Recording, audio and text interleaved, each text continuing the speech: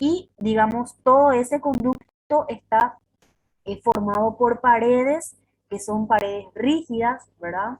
Que justamente evitan que este sonido que ingresó al conducto sea absorbido por los tejidos blandos que tenemos alrededor de nuestro conducto auditivo externo y permiten que llegue con toda la intensidad a la membrana timpánica, ¿sí? Bueno, entonces, el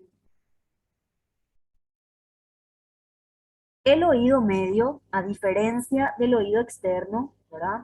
Recuerden que está constituido el oído medio por la mastoides, por la caja timpánica, por la trompa auditiva, ¿sí? Y el contenido también de la cadena de huesecillos, perdón, el contenido también de la caja timpánica, que es la cadena de huesecillos, también forma parte de ese oído medio, ¿sí?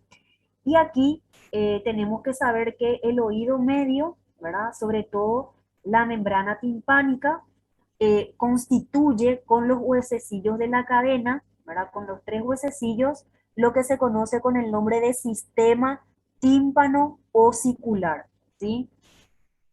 Este sistema tímpano osicular vamos a ir viendo más adelante, ¿verdad? Que tiene una función específica, ¿sí? Dentro de lo que es la fisiología auditiva. Así como también la trompa de Eustaquio, ¿verdad? Que sabemos cuya función principal consiste en el mantenimiento de una presión en el oído medio que sea igual a la del oído externo, ¿sí? Y de esta forma permite máximos desplazamientos del sistema tímpano osicular que dijimos que estaba conformado por el tímpano y los tres huesecillos de la cadena, ¿sí? Y por último, el oído interno, ¿verdad? En donde nosotros tenemos realmente un sistema mucho más organizado en el oído interno, ¿verdad? Recuerden la forma de nuestro oído interno, que tiene una forma particular de caracol, ¿verdad? Acompañado también de otra parte o llamada porción vestibular, que está constituido por conductos o canales semicirculares que habíamos visto, ¿sí? Bueno, entonces, ahora adentrándonos mucho más en lo que son las etapas de la audición, ¿sí? La audición se divide en tres etapas, como tenemos aquí en la diapositiva. La primera etapa es la Doutora, de... Sí, perdão, os slides, não sei se é comigo solo, pero não estão passando. ahora recién me va a empezar a pasar. Ok, graças. Lo de Sí, antes sí, fue una graças. introducción nada más. Bueno, la primera etapa de la audición, como dice acá, es la de transmisión o de conducción, ¿sí? Luego tenemos una segunda etapa, que es la de la transducción, y una tercera etapa, que es la de vehiculización, ¿sí? Vamos a ir describiendo cada una de ellas.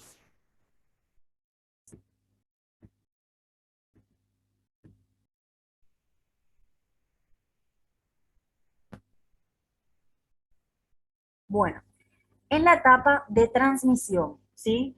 Primeramente, en la etapa de transmisión tenemos que saber que interviene lo que es el oído externo, ¿verdad? El oído externo y el oído medio, ¿sí?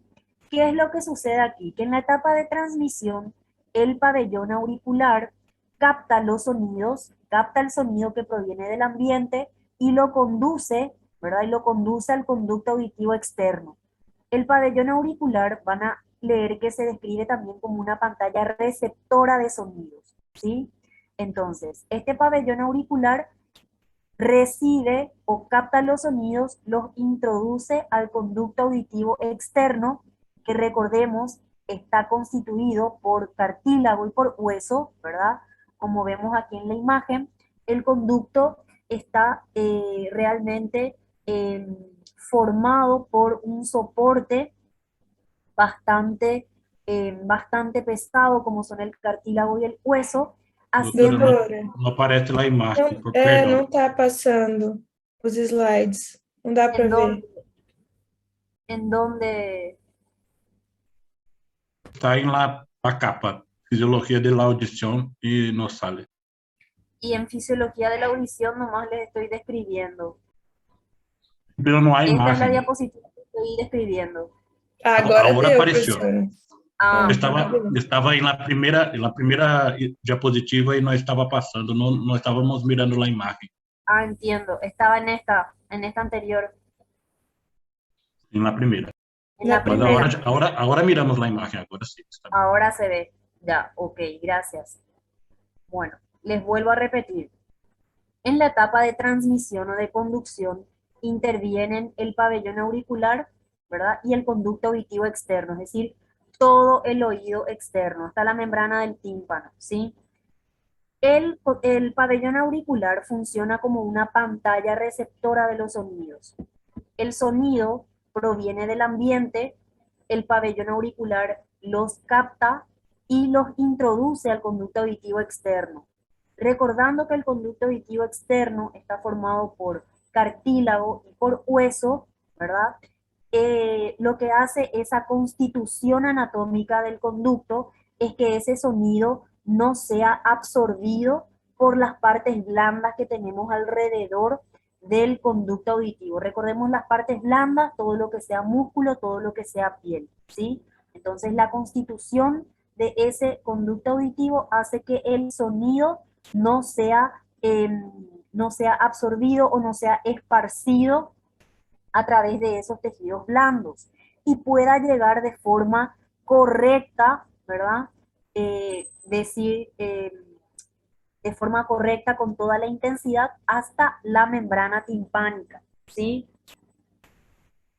Bueno, posteriormente el sonido, ¿verdad? El sonido tiene que atravesar esta membrana timpánica, ¿sí? Entonces, la membrana timpánica, recordemos que está adherida al mango del martillo, ¿sí?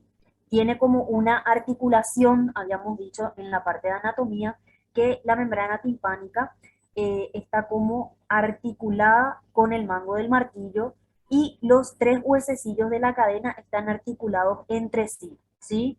El estribo, recuerden que siempre está adherido a lo que es la ventana oval. Entonces, tanto la membrana timpánica como la cadena de huesecillos constituyen lo que se denomina el sistema tímpano-osicular, ¿sí?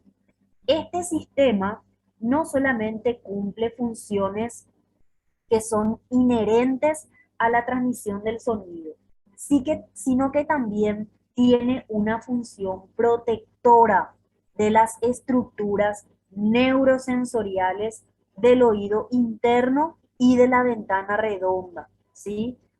Que es la ventana que está por debajo de la ventana oval, ¿sí? Tenemos aquí la ventana oval, luego estaba el promontorio y luego estaba la ventana redonda, ¿sí? Entonces, este sistema tímpano-osicular también protege, ¿verdad? Protege a las estructuras neurosensoriales de la ventana redonda. Otra estructura que forma parte del oído medio dijimos que era la trompa de Eustaquio, ¿sí? La trompa de Eustaquio está aquí. La trompa de Eustaquio, como siempre, va a desempeñar una actividad equilibradora de presiones. Esa es su principal función también dentro de la fisiología auditiva, ¿sí? Entonces, para entender, cuando el sonido llega hasta la membrana timpánica, ¿sí? Recordemos que cuando el sonido está en el ambiente, se encuentra en un medio más bien, más bien gaseoso. Recuerden que el aire está formado por una mezcla de gases, ¿sí? Entonces, ese sonido que se transmite a través de un ambiente gaseoso ingresa al conducto auditivo externo hace contacto con la membrana timpánica, ¿sí? Digamos, el sonido, una vez que hace contacto con la membrana timpánica, se va a transmitir a través de la cadena de huesecillos y cuando llega a la ventana oval, recuerden que aquí en el oído interno nosotros tenemos circulando un líquido, que es el líquido endolinfático. Es un líquido que tiene algunas características similares a la del líquido cefalorraquídeo. Entonces, el sonido, perdón, que vino de un ambiente gaseoso, tiene que pasar a un ambiente líquido, ¿sí? Y digamos que al pasar de ese ambiente gaseoso a un ambiente líquido, va a sufrir una importante pérdida de intensidad, ¿sí? Sobre todo porque tenemos diferentes impedancias tanto en el medio gaseoso como en el medio líquido. Por eso se produce una pérdida de energía de ese sonido. Recuerden que el sonido es una onda que transmite energía. Entonces, cuando va a pasar de un medio gaseoso a un medio líquido, esa onda está perdiendo energía, ¿sí? Bueno, este sistema tímpano-osicular tiene como finalidad, ¿verdad? Evitar que se produzca esa pérdida de energía justamente, ¿sí? O sea, este sistema formado por el tímpano y por la cadena de huesecillos tiene como principal función evitar que el sonido, que es una onda con energía, pierda esa energía al cambiar de un medio gaseoso a un medio líquido, ¿sí?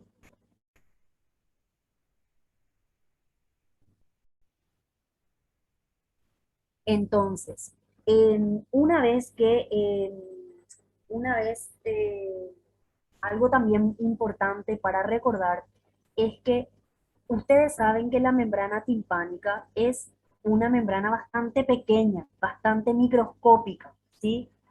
Su superficie, es decir, la superficie de esta membrana timpánica, ¿verdad? Es aproximadamente 20 veces mayor que lo que es aquí la superficie del estribo, ¿sí? Comparando la superficie de la membrana timpánica con la superficie del estribo que tenemos aquí, es 20 veces mayor la de la membrana timpánica que la del estribo. Entonces, esta superficie, ¿verdad? Realmente esta superficie del tímpano solamente es vibrátil, es decir, solamente eh, un 60 a un 70% de la superficie de la membrana timpánica es una superficie vibrátil, es decir, que va a hacer que el sonido vibre a través de ella. Solamente el 60 al 70% de la superficie de la membrana timpánica, ¿sí? Entonces, ¿qué les quiero decir con esto? Que esta superficie de la membrana timpánica realmente tiene un poder amplificador del sonido, ¿sí? Por eso generalmente cuando llega el sonido del ambiente hasta la membrana timpánica y no se pierde energía porque todos los huesecillos están correctamente articulados entre sí y con la membrana del tímpano, ¿verdad? Pueden transmitir de forma correcta toda esa energía hasta esta pequeña superficie del estribo, ¿sí? Entonces, aquí realmente se produce una amplificación de toda esa intensidad del sonido, que lo que hace es compensar, digamos, la posible pérdida que puede sufrir el sonido al propagarse de un ambiente gaseoso a un medio líquido, ¿sí? Bueno, ¿qué sucede después de que el sonido haya atravesado el oído medio, ¿sí? Algo importante también que ustedes deben recordar es que para que se pueda dar toda esta fisiología normal de la audición, nosotros tenemos que tener la cadena de huesecillos correctamente articulada entre sí y con la membrana del tímpano, la trompa de Eustaquio respetando su función normal, que es la del equilibrio de la presión, ¿verdad? Y obviamente que el estribo esté correctamente articulado con la ventana oval, ¿sí? Bueno, ¿qué pasa una vez que el sonido atraviesa correctamente el oído medio? Llega a la platina del estribo, ¿sí? Entonces, aquí generalmente tenemos que saber lo siguiente, que los sonidos que tienen sobre todo una intensidad elevada son agresivos para unas estructuras que nosotros tenemos aquí en el oído interno, ¿verdad? Que son estructuras neurosensoriales que se encuentran en un pequeño órgano que se llama órgano de Corti. El órgano de Corti es un pequeño órgano que se encuentra aquí en la cóclea, en la rampa media de la cóclea. Ese órgano de Corti tiene estructuras neurosensoriales, ¿verdad? Que al captar estos sonidos de elevada intensidad pueden sufrir, digamos, cierto tipo de agresiones. Entonces, cuando el oído está expuesto a sonidos de elevada intensidad, lo que sucede es que se produce un reflejo, ¿verdad? Un reflejo que vamos a ver más adelante, ¿verdad? Cuyos núcleos de integración se hallan sobre todo a nivel bulbo protuberancial, ¿sí? Que lo que hacen es esos núcleos determinar la contracción tanto de los músculos del estribo como los músculos del martillo, aumentando de esta manera la rigidez de nuestra cadena osicular, ¿sí? Y de esta manera se disminuye la transmisión del sonido al oído interno, ¿sí? Entonces, cuando nosotros tenemos un sonido de elevada intensidad, lo que se hace es, lo que hace ese sonido de elevada intensidad es que automáticamente los músculos del martillo y del estribo se contraigan, volviendo rígida la cadena de huesecillos, ¿sí? Y de esa forma se impide que ese sonido de alta intensidad pase directamente a las células neurosensoriales del órgano de Corti produciéndoles algún tipo de daño, ¿sí? Eso es lo que hace la cadena de huesecillos cuando capta un sonido de elevada intensidad, ¿sí? Entonces, cuando el sonido toma contacto con la membrana timpánica, lo que hace es hacer vibrar esta membrana timpánica junto con la cadena de huesecillos, ¿sí? Esta vibración lo que hace es que la platina del estribo, ¿verdad? Que generalmente ustedes van a leer que tiene una función como si fuese un pistón, ¿verdad? Describa movimientos de compresión y de descompresión sobre estos líquidos que están circulando aquí en el oído interno, que son los líquidos endolinfático y perilinfático, ¿verdad? Que son líquidos que se van a ir desplazando dentro del oído interno, esos líquidos van a ir desplazándose dentro del oído interno y van a generar desde la base de la cóclea, ¿sí? Desde esta zona de la cóclea, les voy a ir mostrando, desde la base de la cóclea hasta lo que sería la punta, el pico máximo de la cóclea, ¿verdad? Eh, Generan lo que se llama una onda viajera, ¿sí? O sea, una vez que el sonido llegó aquí a la platina del estribo, ¿verdad?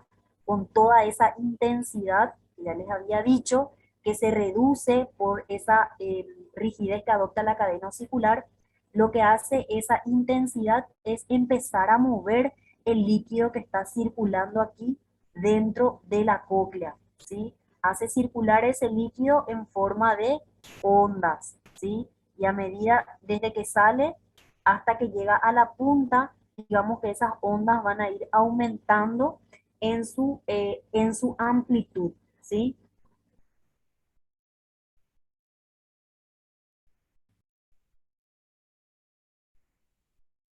Entonces,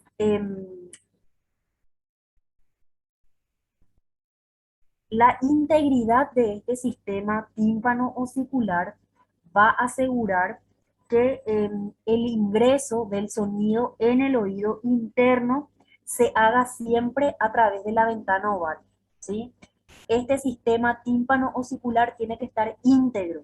¿Qué les quiero decir con esto? Que no tiene que haber una perforación en la membrana timpánica, no tiene que haber una luxación o una desarticulación o una fractura dentro de la cadena osicular para que el sonido pueda llegar perfectamente hasta la platina del estribo y luego pueda ser conducido correctamente dentro de la cóclea, ¿verdad?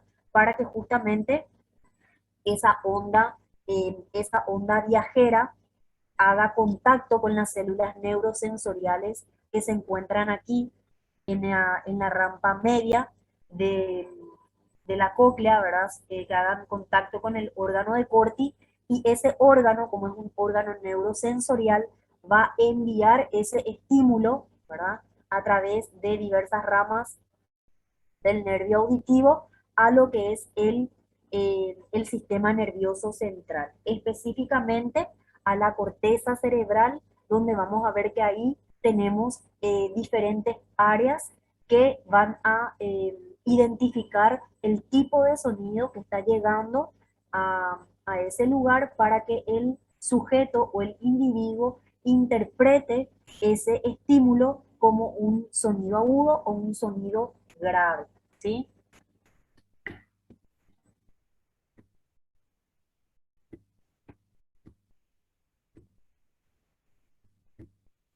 Bueno, aquí tienen mejor detallado, ¿verdad? Cómo el sonido debería ingresar al conducto auditivo externo hasta hacer contacto con la membrana timpánica, ¿sí? El pabellón auricular, recuerden que es cartílago recubierto de piel, pero algunos libros incluso describen que podría llegar a tener un sistema muscular muy rudimentario, es decir, muy básico, ¿verdad? Que justamente por por esa característica rudimentaria hace que el pabellón auricular sea prácticamente inmóvil, es decir, no pueda moverse. Entonces, este pabellón estaría actuando como una pantalla receptora del sonido que conduce el sonido hasta la membrana timpánica, ¿sí? Y el conducto auditivo externo lo que hace es únicamente conducir esa onda sonora o ese sonido a través del mismo, ¿verdad? Impidiendo justamente por su anatomía, ¿verdad? Que ese sonido sea absorbido o sea dispersado a través de los tejidos blandos que lo rodean, ¿sí? Y también tiene la capacidad de proteger al oído medio, ¿sí?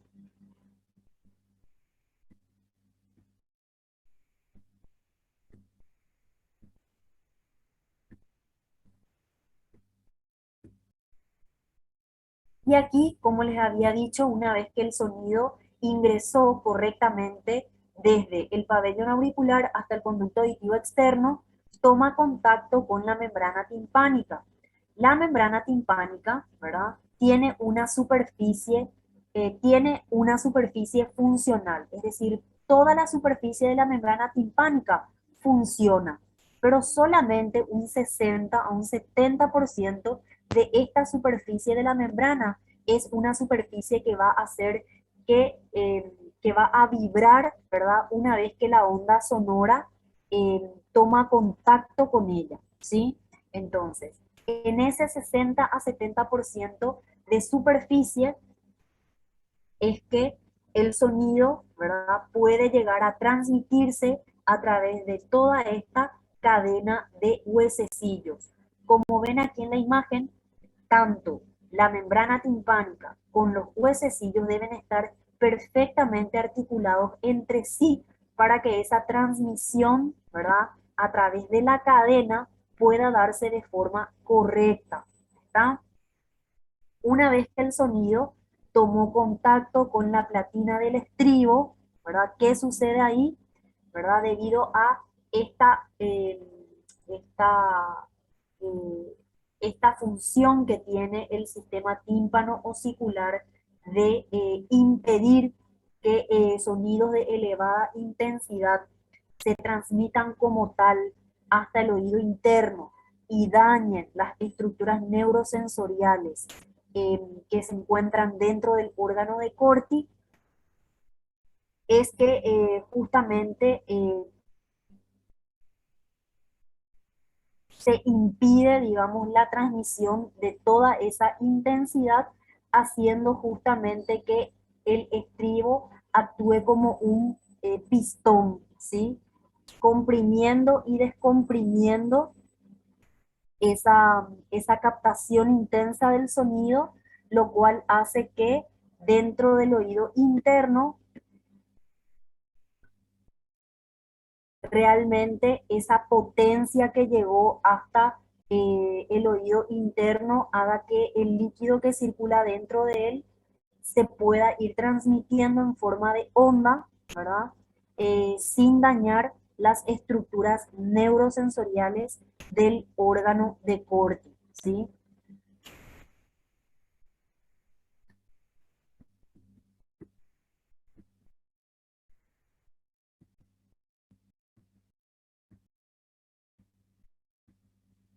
Y habíamos dicho que la trompa de Eustaquio siempre va a poder mantener la función principal que ya repetimos en varias oportunidades, que es justamente la de mantener una presión en el oído medio que sea igual a la del oído externo.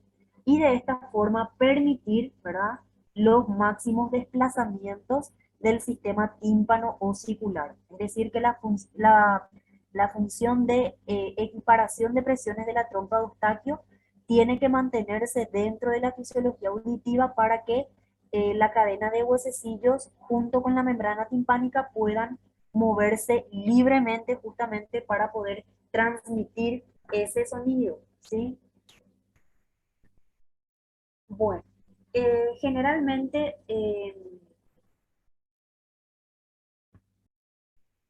lo que sucede es, eh, en algunos casos, ¿verdad?, sobre todo cuando tenemos una disminución de la presión dentro del oído medio, ¿verdad? Lo que sucede en ese caso es que todo el gas que tenemos dentro del oído medio se enrarece, ¿sí? Es decir, las moléculas gaseosas se enrarecen y esto hace justamente que el nervio cuerda del tímpano, ¿verdad?, que es un nervio que está muy asociado junto a la cadena de huesecillos, eh, que preferentemente también tiene conexión con lo que es el nervio lingual, hace justamente que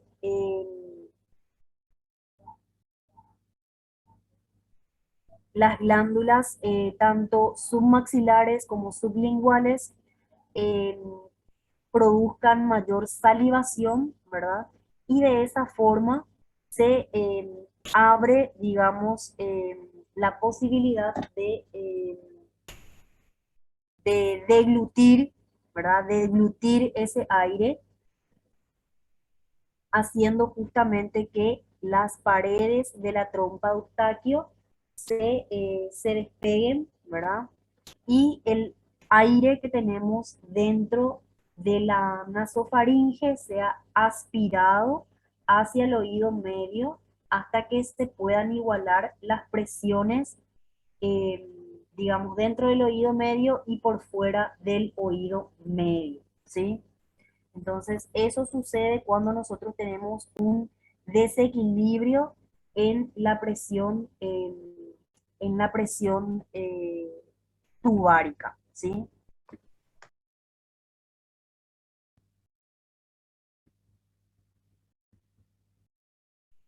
Bueno, ¿qué sucede en el oído, qué sucede en el oído interno? ¿Sí?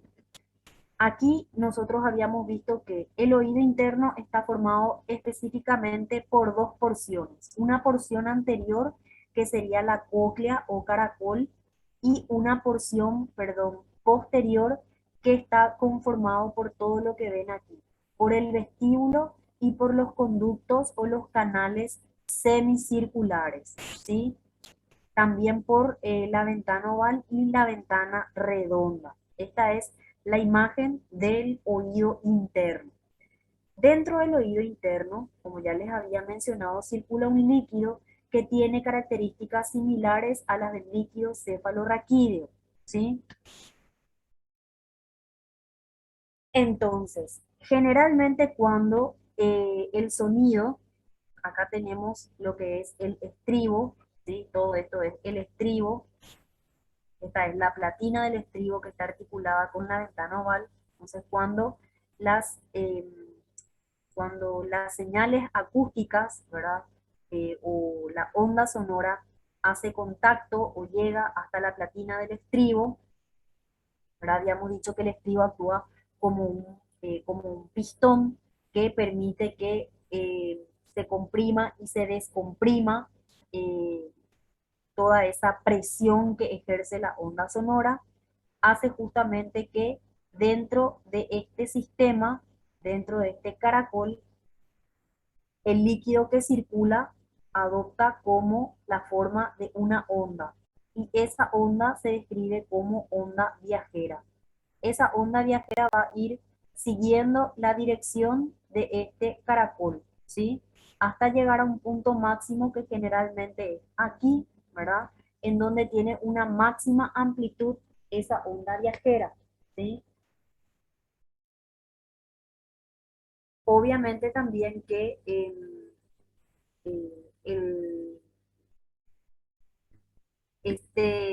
este sonido, ¿sí? Esta onda viajera va a pasar por ciertas estructuras, ¿verdad? Este es un corte más bien, un corte transversal de lo que sería nuestra cóclea, nuestra porción anterior del oído interno, ¿sí?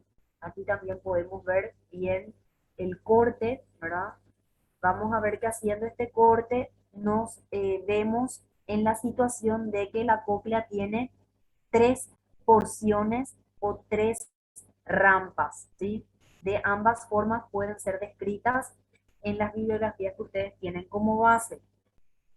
Tenemos aquí una rampa vestibular, una rampa media y una rampa timpánica, ¿sí?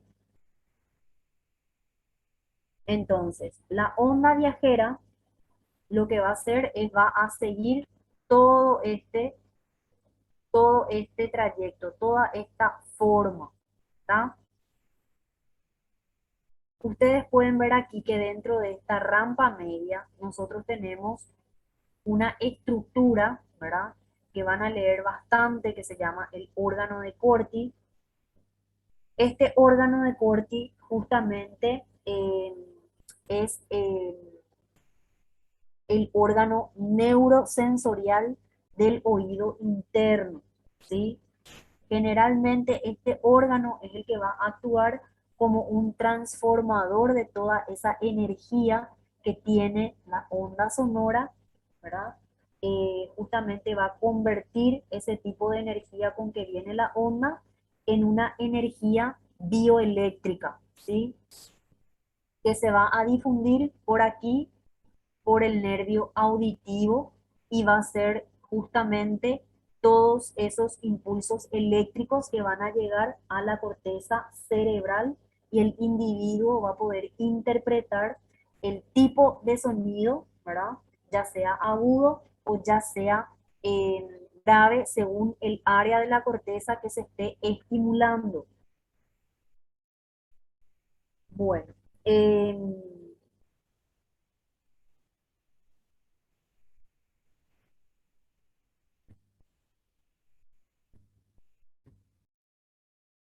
Como ven aquí, el órgano de Corti está constituido por distintos tipos de células, ¿sí?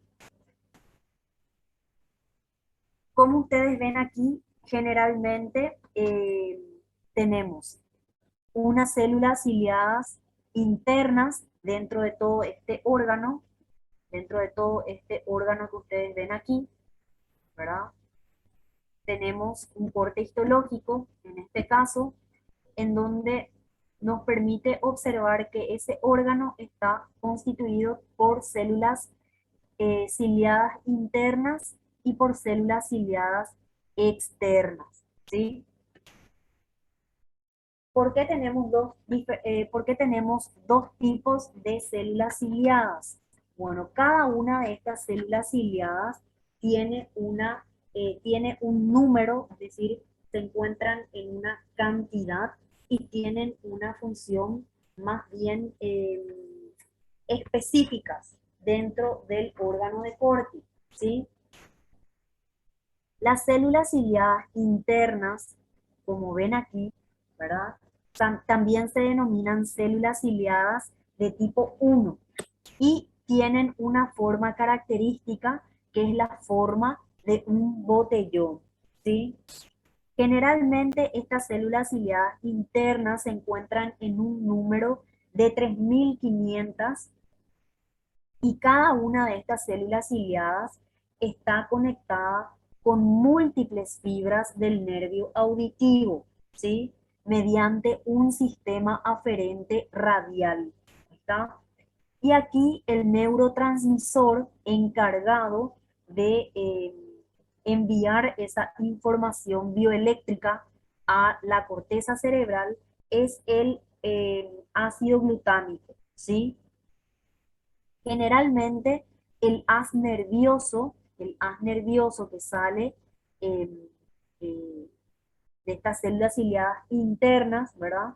Es un haz nervioso recubierto con mielina, ¿sí? Que posee aproximadamente 30.000 fibras y lleva siempre la información auditiva al sistema nervioso central, ¿sí? Sin embargo, las células ciliadas externas o también llamadas células ciliadas de tipo 2, tienen una forma más bien aquí, como ven, cilíndrica, ¿sí? Se encuentran en mayor número que las células ciliadas internas, aproximadamente en un número de 12.000 células ciliadas tipo 2.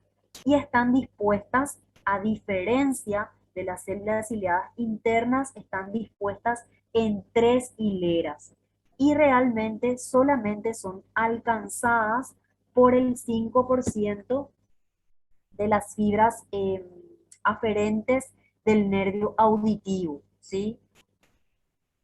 Es muy poco, ¿verdad? Realmente es muy poco el porcentaje, ¿verdad? Eh, el porcentaje de las fibras aferentes que alcanzan a estas células ciliadas de tipo 2. Por ello se dice, ¿verdad?, que realmente estas células ciliadas tipo 2 no llevan información auditiva al sistema nervioso central, ¿verdad? Por el porcentaje tan bajo de células, de fibras aferentes, perdón, que alcanzan a estas células ciliadas. Y el neurotransmisor encargado de enviar esa información se describe que es el ácido aspartico, ¿sí? A diferencia de las células ciliadas tipo 1, cuyo neurotransmisor es el ácido glutámico, ¿sí? Bueno, como pueden ver aquí, entre las células ciliadas externas y las células ciliadas internas, tenemos un espacio muy estrecho, ¿verdad? Que se conoce como el túnel de Corti, ¿sí? Realmente el túnel de Corti solamente se describe como un espacio, no tiene realmente una función específica dentro de lo que es la fisiología auditiva, sino a modo de conocimiento, ¿verdad? Tienen que saber que entre las células ciliadas tipo 1 y tipo 2 tenemos ese espacio que se llama túnel de Corti, ¿sí? Bueno, Como que é o y nome una vez, perdão, eu não consegui anotar o nome dela tipo 1. A forma do tipo 2 é cilíndrica, da tipo 1 era como? botellón, en forma de botellón, ¿sí? Botellão. Ah, sim. Sí. Les voy a escribir otra vez aquí para que puedan copiar, ¿sí? Y una vez que esa onda sonora, ¿verdad? Una vez que ese estímulo eléctrico, ¿verdad? Una vez que el órgano de Corti transformó la onda sonora en un estímulo eléctrico, ¿qué es lo que hace? ¿Qué es lo que hacen eh, esas fibras aferentes del nervio auditivo? Necesitan transmitir, ¿verdad?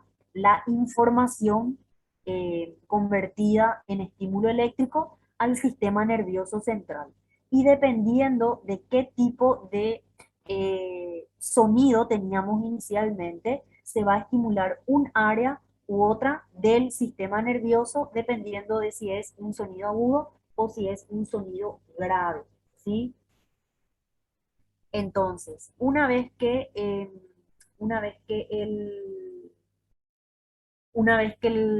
estímulo eléctrico, ¿verdad? Alcanzó el órgano de Corti, entonces, como tienen aquí, ese estímulo es conducido a través del nervio auditivo al sistema nervioso central. El primer, la primera estación donde se detiene o por donde pasa, mejor dicho, ese estímulo eléctrico, se conoce como primera neurona, ¿sí? Esa primera neurona de la vía auditiva, se encuentra ¿dónde? Se encuentra aquí en el ganglio espiral de Corti, ¿sí? Y se describe como bipolar, ¿sí?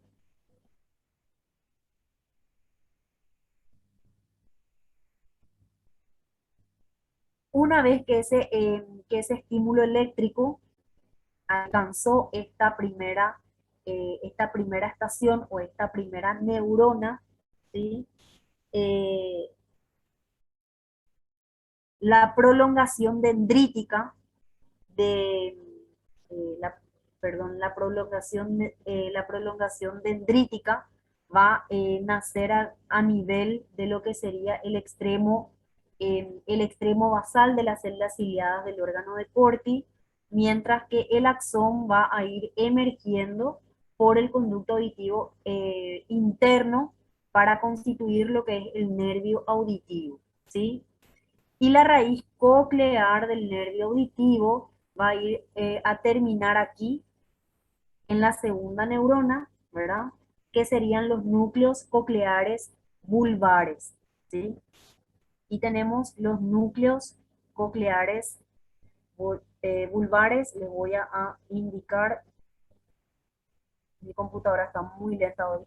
Aquí tenemos los núcleos cocleares vulvares, ¿sí? Tenemos dos tipos, como pueden apreciar en la imagen, un núcleo coclear ventral y un núcleo coclear dorsal, ¿sí?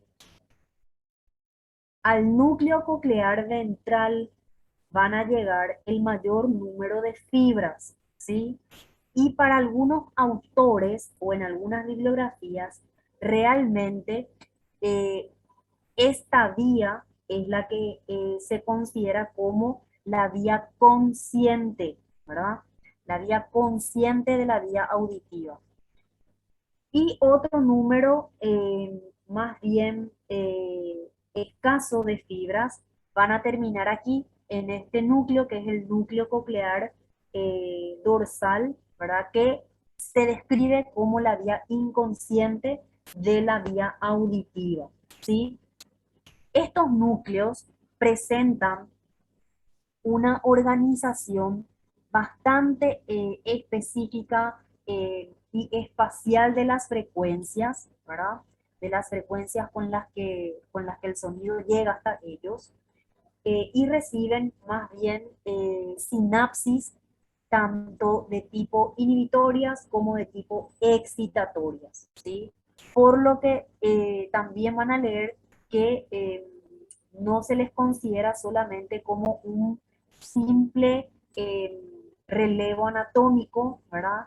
Generalmente ellos van a actuar siempre como un primer centro de integración de toda esa información auditiva, ¿sí? Una vez que esos estímulos llegaron a los núcleos cocleares, ¿verdad? Van a, eh, van a, van a arribar, ¿verdad? A lo que sería la tercera neurona de la vía acústica que se encuentra, eh, o mejor dicho, está localizada en un conglomerado de núcleos que reciben el nombre de complejo olivar superior, ¿sí?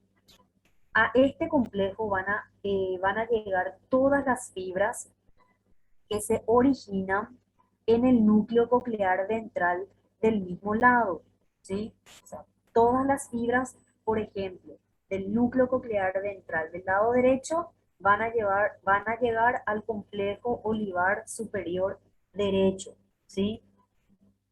Y también las del lado opuesto. O sea que aquí se van a entrecruzar fibras nerviosas, ¿sí? Y justamente porque eh, este complejo recibe fibras directas y cruzadas, se cree realmente que desempeña un importante papel en lo que es la localización de las fuentes sonoras, ¿sí? Justamente porque aquí se entrecruzan fibras nerviosas. Y desde estos mismos núcleos van a partir también vías de integración hacia los núcleos motores del quinto y del séptimo par craneano y también hacia los núcleos motores de los músculos del cuello, que realmente van a participar en actos reflejos posturales y de protección, ¿sí? Todos los axones que emergen de los núcleos olivares se denominan o constituyen lo que van a leer también como cinta de Rey lateral, ¿sí? Esa cinta hace sinapsis, perdón, esa cinta, esa cinta de Rey hace sinapsis en el colículo inferior o cuarta neurona, ¿sí? Que tenemos aquí, les voy a señalar todas las fibras que parten del, todas las fibras que emergen de los núcleos olivares se llaman cinta de Rey y justamente ellos van a hacer sinapsis aquí en el colículo inferior o cuarta neurona. Y justamente esta última neurona no es una simple estación donde eh, donde llega la información entre el tronco cerebral inferior y la corteza cerebral, sino que también, al igual que en el caso de los núcleos cocleares, va a constituir un verdadero centro de integración, donde aquí vamos a observar verdaderamente las interacciones sinápticas, tanto activadoras como inhibitorias, ¿sí? Y también tiene una función de integración multisensorial, ¿sí? Aquí también hay una función de integración multisensorial porque también recibe aferencias vestibulares, somatosensitivas y visuales, ¿sí? Perdón. Ay, no sé qué pasó ahí. Disculpen. Creo que desapareció la imagen ahí.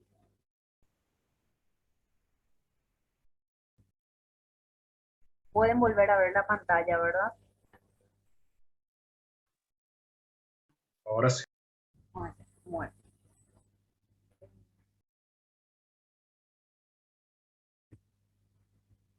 Bueno,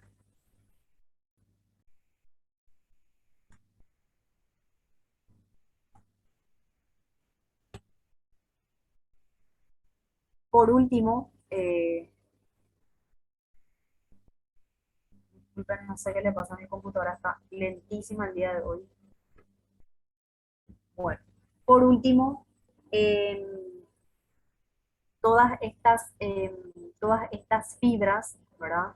Que salen del folículo inferior terminan o llegan o hacen sinapsis acá en el cuerpo geniculado medial del tálamo, que es la quinta neurona, ¿verdad? Eh, Generalmente se denominan fibras de radiación acústica y son las fibras que hacen la sinapsis final con la corteza cerebral, ¿sí? Hacen sinapsis con la corteza cerebral, ¿sí? Y en la corteza cerebral, ¿verdad? Sobre todo la corteza cerebral auditiva, que está localizada en el lóbulo temporal y también en el interior de la cisura de Silvio, es donde se puede dividir desde el punto de vista funcional en un área primaria y en un área accesoria, ¿sí? Generalmente el área cortical primaria eh, es el área eminentemente auditiva de la corteza, porque a ella van a llegar todas las aferencias del mismo sistema, ¿sí? Y realmente está organizada superficialmente como el órgano de Corti. Hay un espectro de frecuencias audibles que se va a ir esparciendo en forma de abanico, ¿verdad? Aquí, desde una punta a la otra. Entonces aquí están, digamos, organizadas todas las frecuencias auditivas, ¿verdad? Eh, que el oído es capaz de percibir, ¿verdad? Por eso llegan hasta aquí.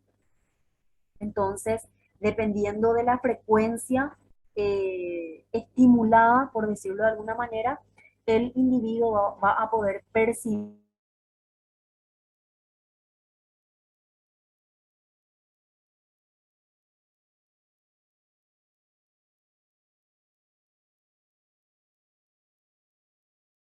alrededor de esta área cortical primaria y realmente son áreas accesorias también denominadas polisensoriales, porque además de recibir ciertas aferencias auditivas, van a recibir también otras que provienen de los sistemas visual, del sistema somatosensitivo y también del sistema vestibular. Y se describe como que funcionan, ¿verdad? Como centros de información polisensorial, ¿sí? Eso con respecto a las áreas eh, tanto primaria como accesorias del sistema nervioso central o de la corteza cerebral, ¿sí? ¿Alguna pregunta que tengan hasta aquí?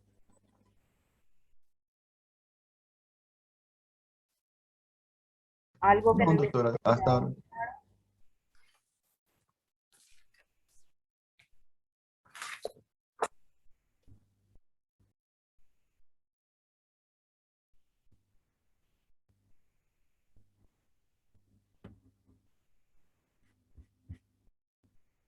¿Alguna duda que tengan para pasar al siguiente tema? No, profe. Bueno, entonces vamos a ir viendo ahora un poquitito, vamos a hablar de las hipoacusias